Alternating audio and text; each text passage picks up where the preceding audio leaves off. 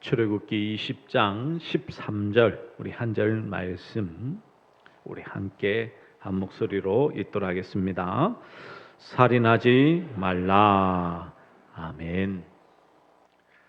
여러분, 계속해서 십계명의 말씀을 언약적인 의미에서 말씀을 함께 살펴보고 있죠. 오늘 6계명인 살인하지 말라라는 말씀은 아주 간략하고도 이렇게 짧은 명령으로 우리에게 말씀해 주고 있습니다. 근데 오늘 이 말씀을 우리는 읽고 들을 때마다 나와는 상관없는 것이라고 생각할 때가 많죠. 왜냐하면 이 살인이라는 죄는요, 아주 중범한 죄입니다. 그래서 우리 주변에서도 흔히 볼 수도 없고 영화나 드라마나 뉴스에서나 볼 수 있는 아주 중범한 죄이죠. 그래서 우리는 내가 실제적으로 살인하지 않았기 때문에, 사람을 죽이지 않았기 때문에 우리는 이 계명을 잘 지키고 있다라고 생각할 수 있습니다. 그런데 우리가 계속해서 이 십계명의 말씀을 볼 때에 윤리적인 계명으로 지금 보고 있지 않죠. 그렇다 보면 오늘 이 말씀도 윤리적인 관점이 아닌 언약적인 관점에서 과연 이 살인을 하지 않는 것이 어떤 의미인지를 함께 살펴보아야 될 것입니다. 그래서 성경 전체에서 살인은 어떻게 말씀하고 있는지, 그리고 특별히 예수님은 이 살인에 대해서 어떻게 말씀하고 있는지, 그리고 그 의미에 따라서 우리가 십자가의 그 구속의 은혜와 어떻게 연결할지를 함께 살펴봐야 될 것입니다. 그러면 먼저 예수님께서 말씀하신 이 살인에 대한 말씀을 우리가 함께 한번 좀 읽어볼까요? 우리 마태복음 5장 21절과 22절 말씀 우리 함께 한 목소리 읽겠습니다. 옛사람에게 말한 바 살인치 말라. 누구든지 살인하면 심판을 받게 되리라 하였다는 것을 너희가 들었으나 나는 너희에게 이르노니 형제에게 노하는 자마다 심판을 받게 되고 형제를 대하여 나가라 하는 자는 공에 잡혀가게 되고 미련한 놈이라 하는 자는 지옥불에 들어가게 되리라. 아멘. 여러분, 그 당시 사회 기득권인 종교 지도자들은 성경을 자신의 방식대로 해석하고 인용하여 율법이 주어진 참된 의미를 제대로 적용하지 못하였습니다. 마태복음 5장 21절의 말씀을 다시 한번 좀 유심히 한번 볼까요? 보시면 옛사람에게 말한 바 살인하지 말라. 누구든지 살인하면 심판을 받게 되리라 하였다는 것을 너희가 들었으나 라고 말씀하고 있죠. 근데 오늘 이 말씀을 얼핏 보기에는 문제가 없어 보입니다. 근데 사실 자세히 살펴보면 오늘 이 6계명의 말씀대로 살인하지 말라. 주님은 이렇게 강력하게 명령하셨고요.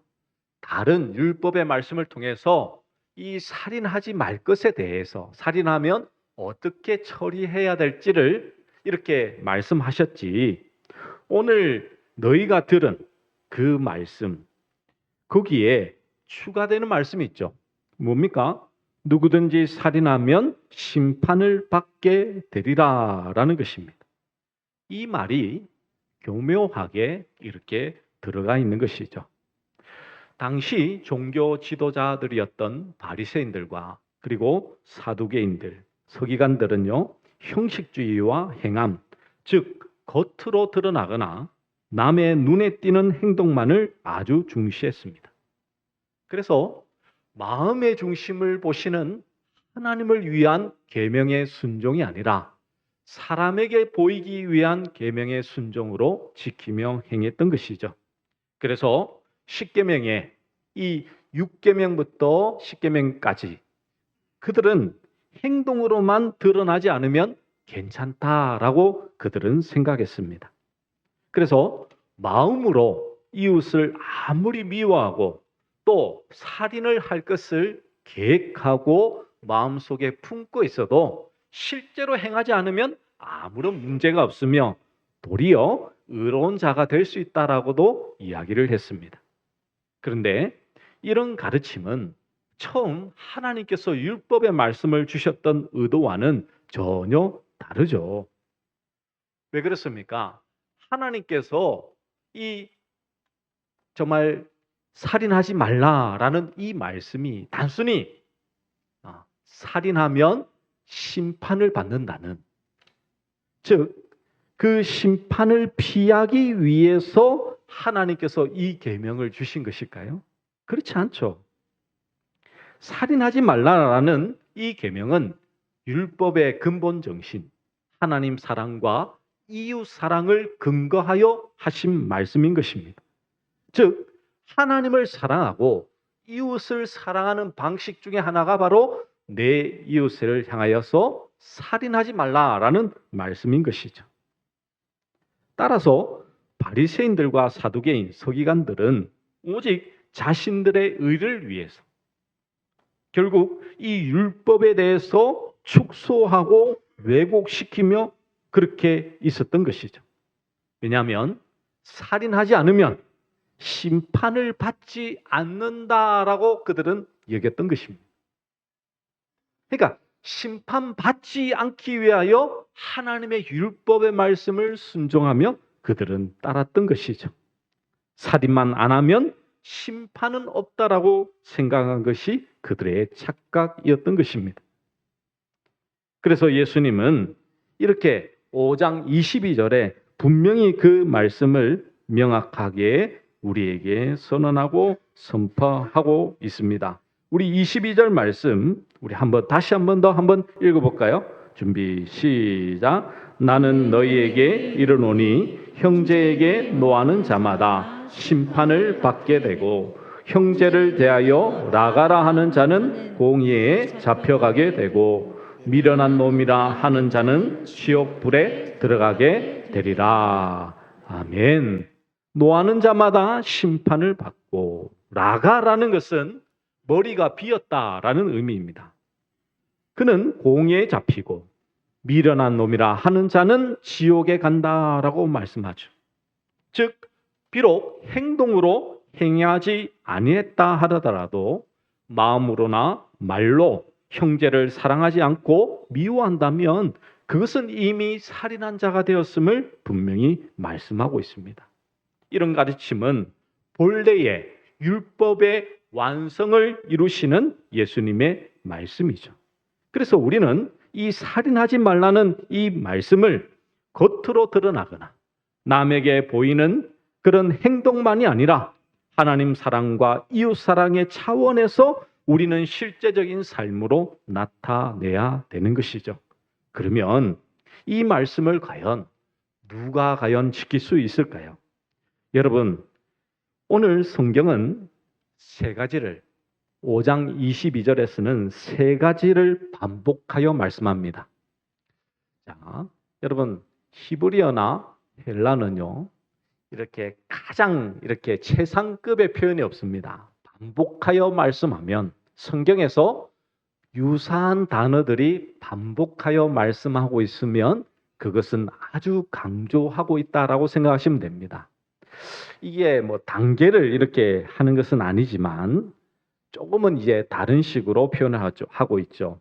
노하는 자. 이 노한다라는 것은 화를 낸다라고 하는 것이죠. 화를 낸다는 것은 단순히 한 번의 화를 말하고 있는 것이 아닙니다. 어떤 사람에 대해서 지속적으로 화를 내는 것을 의미하고 있습니다. 그는 심판을 받게 되고요. 형제를 대하여서 나가라라고 하는 것. 이것은 바보라는 어떻게 보면 뜻을 이렇게 가지고 있죠. 이 히브리인의 욕설 중에 하나입니다. 그리고 가장 그는 공의에 잡혀가는데요. 미련한 놈이라고 하면 지옥불에 떨어진대요. 우리의 지금 문화권에서는 이것이 좀 이해가 안 될 수는 있습니다. 그러나 유대식 생각에서는요, 이 머리라는 것은 생명을 주관하는 것입니다. 그러면 머리가 비었다는 것은 뭐가 없다는 거예요? 생명이 없다는 게 생명이 없다는 거예요. 그냥 흔히 말로 그냥 쉽게 표현하면 이 땅에 살 가치도 없는 사람이다 라고 말하는 말과 동일한 거예요. 너를 낳고 엄마가 먹은 미역국이 아깝다라는 그런 심한 말과 동일한 말인 것입니다. 한마디로 태어나선 안 될 사람이라고 욕했으니 분명히 그것은 살인이죠. 하나님이 주신 생명인데 그것을 내가 판단하여 너는 존재하면 안 돼! 라고 말하고 있으니 주님은 그것이 살인이라고 말씀하고 있는 것입니다. 근데 여러분 한번 생각해 보면 우리가 좀 분하고 나에게 억한 마음으로 나를 힘들게 하고 없는 이야기를 하고 여러 가지 일들로 나를 이렇게 몰아붙이면 우리는 그렇게 말을 하곤 합니다. 성경에도 보면 여러 위인들이 여러 부분에서 여러 모양으로 넘어지는 경우들이 참 많죠. 모세는 동족을 위한다는 의분에서 사람을 죽이기도 했고요. 다윗은 일시적인 욕정 때문에 살인을 하기도 했습니다. 살인을 하지 않았지만 아브라함은 2번, 이삭은 1번 이 자신의 아내를 누이라고 속이면서까지 자기 목숨을 살리려고 했죠. 그에 비하면 우리는 감정적인 부분이니까 더한 것이 아니지 않냐라고 말할 수 있습니다. 그런데 왜 예수님은 미련한 자라고 말하면 지옥불에 떨어진다라고 할 만큼 모세의 성경의 십계명의 말씀보다도 더 크게 말씀하고 있을까요? 여러분, 구약과 신약의 하나님은 전혀 다른 분이 아니죠. 그래서 구약에서 말씀하고 있는 살인하지 말라는 이 말씀과 오늘 예수님께서 하신 말씀은 동일한 말씀입니다. 그 말은 그 의미가 분명한 하나님의 뜻으로 연결되어 있음을 우리는 살펴볼 수 있어야 되는 것이죠. 그러면 예수님께서 말씀하고 있는 이 살인에 대한 말씀은 무엇을 말씀하고 있는 것일까요? 그것은 바로 하나님께서 인간을 영적인 존재로 만드신 것에 대해 얼마나 고귀한 뜻과 목적이 있는지 제발 알기를 바라는 마음에서 하신 말씀이죠. 육신의 생명도 중요합니다. 그러나 영적 생명이 비교가 안 될 정도로 훨씬 더 고귀하다라는 것입니다. 그리고 그 사실을 절대로 잊지 말라는 것이죠. 사람은 외모로 차별하고 그리고 모든 것에 있어서 자신의 생각으로 판단할 때가 많습니다. 그러다 보면 서로의 오해가 생기고 또 미워하는 감정도 그리고 그 말로 표출하는 것도 생길 수가 있게 되는 것이죠. 예수님께서 해선 안 된다라고 말씀하신 것은 무엇입니까? 마지막 3번째에 말씀하고 있듯이 정말 이 세상에 존재치 말아야 된다라는 그 말은 인간 존재 자체를 무시해버리는 그 마음 속에서 쏟아져 나오는 표출인 것이죠. 상대를 내 마음 속에 완전히 지운 것으로 처음부터 끝까지 상대를 이렇게 무시한 내용인 것입니다. 이는 육체적인 살인보다 더 무시무시한 엄청난 살인을 이렇게 말하고 있는 것이죠. 아니 왜 그냥 말인데 어떻게 그것이 살인이 될 수 있습니까? 라고 한다면 지금 우리가 살고 있는 이 시대 속에서도 얼마나 많이 일어나고 있습니까? 요즘 같은 시대에는요, 연예인들이나 방송에 등장하는 이렇게 공인들이 등장할 때에 얼마나 많은 악플이 달립니까? 실제로 많은 연예인들은요, 악플 때문에 힘들어하다가 자살을 하기도 하고요. 공황장애로 인하여서 사람을 만나는 것을 두려워하기도 합니다. 말뿐이었잖아요. 그래서 그들이 실제로 악플을 달다가 이렇게 경찰에 잡혀가면 그냥 아무런 없었는데요. 나는 그냥 있는 사실을 그냥 내 생각대로 표현한 것밖에 없는 대로 하지만 그것은 범죄인 것이죠. 왜요? 사람에게 피해를 줬기 때문입니다. 부부 사이에서도 이것은 얼마든지 일어날 수 있죠. 일본에서 유행한 것이 무엇이었습니까? 항원 이혼이죠. 아이가 다 자라고 나면 부부가 이혼하는 거예요. 아이 때문에 함께 있다는 것입니다. 서로가 서로의 인생에 전혀 간섭하지 않는다는 것. 그것은 상대가 나에게 아무런 가치와 의미가 없다라고 여기는 것이죠. 그것은 배우자가 아니라 정말 원수와도 같은 존재가 있는 것 아니겠습니까? 교회 안에서도 마찬가지겠죠. 겉으로 보기에는 좋은 모습으로 보일지라도 나와 맞지 않고 나와 대적하면 세상에서와 똑같이 대하고 있다면 우리는 또 다른 살인을 저지르고 있는 것은 아닌지 우리는 주의 말씀을 통해서 분명히 볼 수 있어야 되는 것입니다. 이것은 제가 하는 말씀이 아닙니다. 성경에 형제를 미워하는 자마다 살인하는 자라고 요한일서에 분명히 말씀하고 있습니다. 모세의 계명은 살인하지 말라는 간략하고도 직접적이며 절대적인 명령으로 하셨지만 예수님은 이 말씀을 말과 그 마음 속에 그를 미워하는 것 자체도 살인이라는 것을 분명히 말씀해 주고 있죠. 출애굽기 당시에는 많은 사람들이 이 돈과 힘과 권력만 있으면 살인을 행할 수 있었습니다. 실제로 이 많은 사람들을 이렇게 돈으로 사서 노예로 살잖아요. 그 노예는 주인의 이 목숨줄이 이제 주인에게 있습니다. 힘만 있으면 얼마든지 사람을 죽일 수 있었죠. 근데 현대는 그렇지 않습니다. 도덕의식이 많이 성숙되고 법도 엄격히 적용되며 치안이 확보되어서 육체적인 살인은 그래도 많이 줄었죠. 대신에 예수님께서 말씀하고 있는 이 살인은 분명히 증가하고 있습니다. 상대를 내 마음속에 지워버리는 것, 그것은 하나님께서 창조하신 고귀한 영혼을 죽이는 것이죠.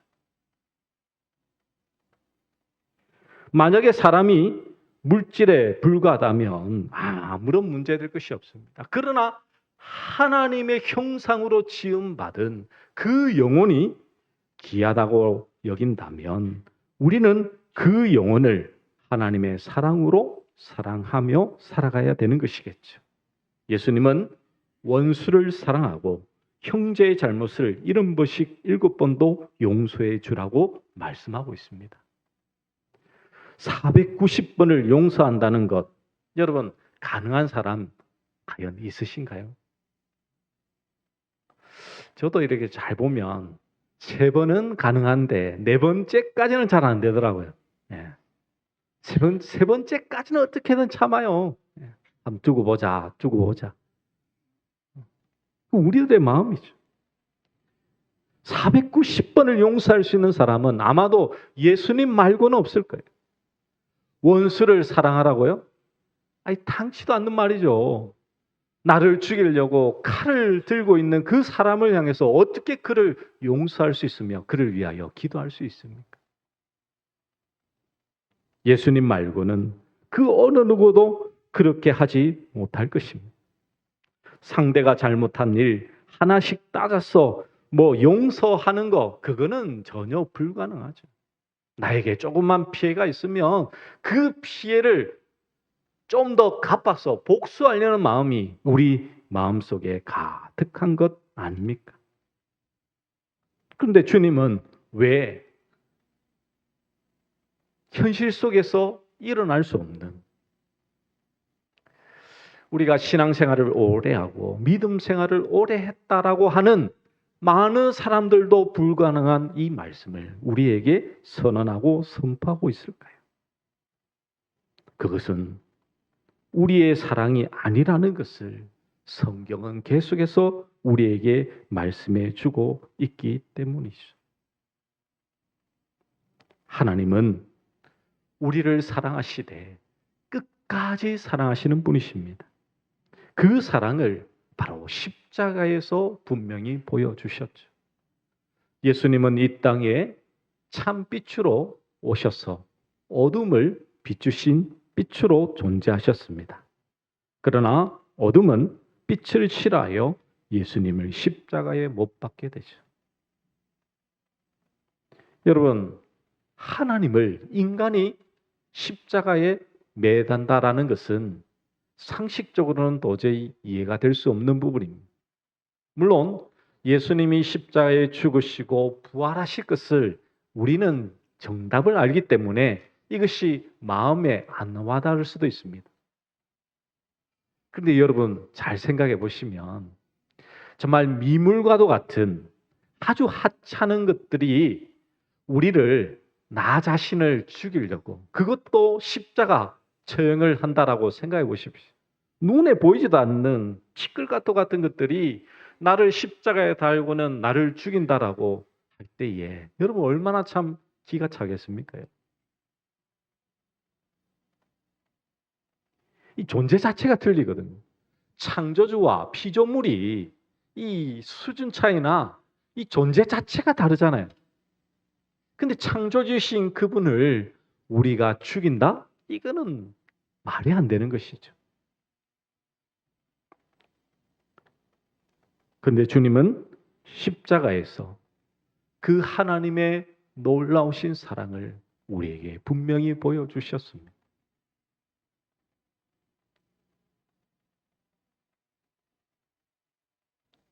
저들의 죄를 용서하라고 하신 그 주님의 말씀 안에서 진정한 하나님의 사랑이 십자가에 묻어 있음을 우리는 볼 수 있는 것이죠. 예수님께서 십자가에 죽으신 뜻은 무엇입니까? 예수님 당시의 유대인들은 이 삐지신 예수님은 거역하면서도 인간 사회에서 소외된 불쌍한 자들을 미련한 자들이라고 욕하며 그들을 차별하였습니다. 하나님의 저주 아래에 있어서 세상에 태어나선 안 될 사람이라고 배척하였죠. 창녀와 세리와 귀신 들린 자, 나면서부터 불구자들을 그들은 철저히 외면했던 것입니다. 그러나 예수님은 그들을 사랑하시어 그들과 친구 되시며 특별히 십자가에서 그 사랑을 완성하여 보여주신 것입니다. 예수님의 십자가와 그 부활이 지금 우리 안에 살아있다라는 것은요, 오직 주님의 사랑으로 원수된 자, 그리고 용서를 베풀 수 있는 자가 되었음을 선언하고 있는 말씀인 것입니다. 나의 사랑이 아니에요. 나의 힘이 아닙니다. 여러분이 좀 더 노력하면 할 수 있는 것이 결코 아니에요. 예수님만이 행하셨고 여러분 안에 계신 예수님만이 그 사랑을 행하실 수 있는 분이십니다. 사도 바울은 빌립보서 2장 1절에서 4절까지 이렇게 말씀합니다. 우리 말씀을 같이 한번 읽어볼까요? 준비 시작. 그리스도 안에 무슨 권면이나 사랑의 무슨 위로나 성령의 무슨 교제나 긍휼이나 자비가 있거든 마음을 같이하여 같은 사랑을 가지고 뜻을 합하며 한 마음을 품어 아무 일에든지 다툼이나 허영으로 하지 말고 오직 겸손한 마음으로 각각 자기보다 남을 낮게 여기고 각각 자기 일을 돌볼 뿐더러 또한 각각 다른 사람들의 일을 돌보아 나의 기쁨을 충만하게 하라. 아멘. 각각 자기보다 남을 낮게 여기라고 말씀하죠. 상대에게 분노하지 말고 무시하지 말며 대신에 상대를 나보다 위에 섬겨야 된다라는 것을 분명히 말씀하고 있습니다. 영어에서는 understand. 밑에 서는 것이 이해예요. 이해. 위에 서 있으면 이해가 안 됩니다, 여러분. 예수님께서 인간의 모습으로 오심으로 그 사랑을 확증하여 보여주셨듯이 우리도 다른 사람보다 낮은 자리에 서야 되는 것이죠. 그럴 때에 오직 내 기쁨이 충만케 됨을 성경은 사도 바울은 말씀하고 있는 것이죠. 바로 내 남편, 내 아내, 성도들, 자녀들, 우리의 가장 가까운 사람들에게서부터 실천하며 나아가야 될 것입니다. 근데 오늘 이 2장 1절에서 4절 다음의 말씀이 무슨 말씀인지 아십니까? 다른 사람보다 남을 낮게 여기면서 하신 말씀이 5절의 말씀이에요. 우리 빌립보서 우리 2장 5절 말씀 우리 같이 한번 읽어볼까요? 우리 2장 5절 말씀 준비됐나요? 네, 같이 읽겠습니다. 준비 시작. 너희 안에 이 마음을 품으라. 곧 그리스도 예수의 마음이니. 아멘. 예수의 마음을 뭐하라고요? 품으라는 품으라. 여러분, 내가 다른 사람보다 낮아질 수 있는 것은 나 스스로 안 된다니까요. 그리스도의 마음이 우리 안에 있을 때 가능한 거예요. 우리가 원수를 사랑하고 살인하지 않고 그 영혼을 미워하지 않을 수 있는 유일한 방법은 그리스도의 마음이 우리 마음 가운데 있을 때에 그 마음을 품고 주 안에 있을 때 가능한 것임을 성경은 우리에게 분명히 말씀해 주고 있는 것입니다. 예수님께서 십자가에 죽으신 뜻을 잘 살피고 알고 그 은혜 안에 그리고 이 부활의 주일에 그 부활하신 주님이 내 마음속에 있다라는 사실을 안다면 우리는 상대를 내 밑에 두지 못하겠죠. 상대를 내 밑에 두었다는 것은 직접 살인을 한 것은 아니지만 이미 살인죄를 범한 것과 마찬가지임을 성경은 우리에게 분명히 말씀해 주고 있는 것입니다. 그러므로 말씀을 정리하며 맺습니다. 우리는 하나님 안에서 만들어진 하나님의 고귀한 걸작품입니다. 누구 하나 사람의 입장에서 보면 이해가 안 되고요. 도무지 나를 향한 그 잘못을 결코 용서해 줄 수 있는 사람은 없을 것입니다. 그렇기에 이 부활의 은혜가 지금 내 심령 안에 살아있어야 되지 않겠습니까? 부활하신 예수님이 내 안에 계시는데 그 원수를 향하여서 우리가 미련한 사람이라고 말할 수 있는 자 과연 누가 있을까요? 예수님이 지금 보고 계신데 죽음 가운데 있었던 나를 살리셨는데 이 부활의 영광을 경험하면 용서하지 못할 자는 없다니까요. 왜? 주님의 사랑으로 가능한 일이기에.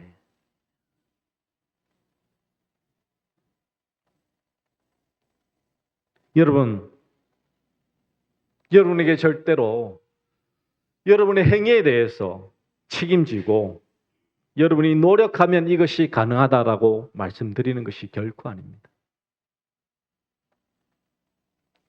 예수 그리스도께서 참된 부활하셔 성령님으로 여러분 안에 있는 자라면 내 사랑이 아닌 하나님의 그 십자가 사랑으로 말할 수 없는 하나님의 그 사랑으로 우리는 형제를 살인하지 않고 미워하지 않고 이해하며 하나님의 사랑으로 용서할 수 있음을 오늘 주의 말씀을 통하여 분명히 기억하시어 매 순간 진정한 하나님의 말씀 안에서 참 자유를 누리시는 우리 모든 믿음의 종들 되시기를 간절히 축복합니다.